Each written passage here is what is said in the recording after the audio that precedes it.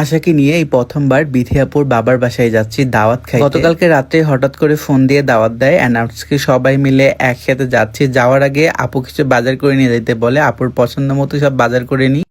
আসসালামু আলাইকুম, সবাই কেমন আছেন? আমরা তো আলহামদুলিল্লাহ ভীষণ খুশি আছি, কারণ আজকে আমরা এমন একটা জায়গায় দাওয়াত খাইতে যাব যেখানে যাওয়ার জন্য অনেকদিন ধরে খুব বেশি এক্সাইটেড ছিলাম। বেশ কিছুদিন যাবত বাসাতেই ছিলাম, কোথাও ওইরকম ভাবে ঘুরতে যাওয়া হয়, তাই হঠাৎ করে আমরা ভাবতেছিলাম কোথাও একটা ঘুরতেও যাওয়া দরকার।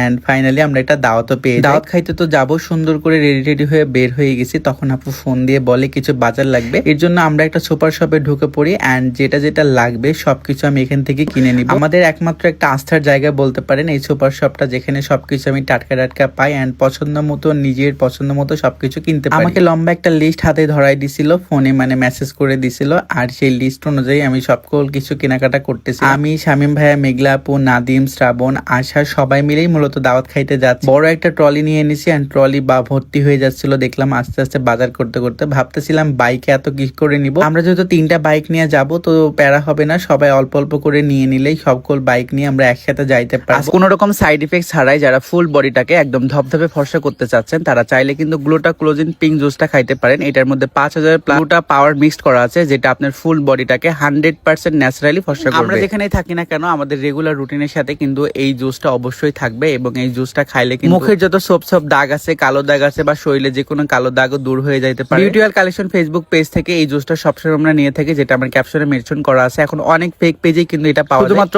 অরিজিনালটা পাইতে হলে কিন্তু বিউটিওয়াল কালেকশন ফেসবুক পেজে নক করতে হবে, যেটা আমার ক্যাপশনে মেনশন করা আছে। সো নিজের স্কিন নিয়ে আর টেনশন না করে এখনই এই গ্লুটা কোলাজেন পিঙ্ক জুসটা অর্ডার করেন আর নিজের স্কিনটা কোরিয়ানদের মতো তৈরি করুন। ছিল জুম্মার দিন, আর জুম্মার দিন আমরা জুম্মার নামাজ কালাম পড়ে বাজার নিয়ে একদম সোজা চলে যাই হলো আপুদের বাসায়। ফাইনালি এতদিন পর একটা বাইক নিয়ে লং ট্যুর, বেশ ভালো লাগলো। এন্ড সেই পরিচিত রাস্তা দিয়ে আমরা যখন আসতেছিলাম বেশ ভালো লাগতেছিল। বাইক নিয়ে ঘুরতে কিন্তু বেশ ভালোই লাগে, আর মাঝে মধ্যে যখন হঠাৎ করে এরকম ট্যুর হয়ে যায় এন্ড কোথাও দাওয়াত পাওয়া যায় তখন কিন্তু আরো বেশি ভালো লাগে। আস্তে আস্তে রাস্তায় আঙ্কেলের সঙ্গে দেখা হয়, আঙ্কেলকে নিয়ে আমরা বাসায় চলে আসি। এন্ড আসার পরে তো আপু ভীষণ খুশি হয়ে যায় এন্ড আঙ্কেলও আসে, সবাই মিলে বাহিরে একটা জমজমাট আড্ডা হয়ে যায়। এত কিছু নিয়ে আসছি, সব বাইকের সাথে আস্তে আস্তে বাধা ছিল, সেগুলো নিয়ে আমরা এখন বাড়ির মধ্যে চলে আসি। আর আমাদের যেহেতু দাওয়াত দিছে, আমি আপুকে এসে শুরুতে বলতেছিলাম আপু আমার জন্য যে ওয়েলকাম ড্রিঙ্কস রেডি করছেন কিনা দেন। আপু এক মগ পানি দিয়ে বলতেছিল এটাই তোর জন্য আজকে ওয়েলকাম ড্রিঙ্ক। কি বাজার নিয়ে আসছিলাম সেগুলো আপু সব ঠিকঠাক মতো দেখে নিল যে ঠিকঠাক আছে কিনা। এন্ড আমাদের যেহেতু দাওয়াত দিয়ে নিয়ে এসছে, সো আমাদের জন্য বিশেষ আয়োজনও চলতেছিল, লুচি বানানো চলতেছিল এইদিকে। আর আমি কি বাজার থেকে নিয়ে আসছিলাম সেগুলো আস্তে আস্তে দেখাচ্ছি। আপু তো লুচি বানাচ্ছিল এন্ড আশা আপুকে বললো যে আপু আমি আপনাকে হেল্প করি, এন্ড আশা বসে গেল লুচি বানানোর কাজ। আমি আপনাদের সবসময় বলি আশা কিন্তু প্রত্যেকটা কাজে অনেক বেশি এক্সপার্ট। যাই হোক আমি আশাকে একটু হেল্প করলাম এন্ড আপু এখন এই গরম গরম লুচি গুলা ভেজে নিচ্ছে। তাই ভাবলাম যে আমি আর আশা একটু এই ফাঁকে কোথাও থেকে ঘুরে আসি।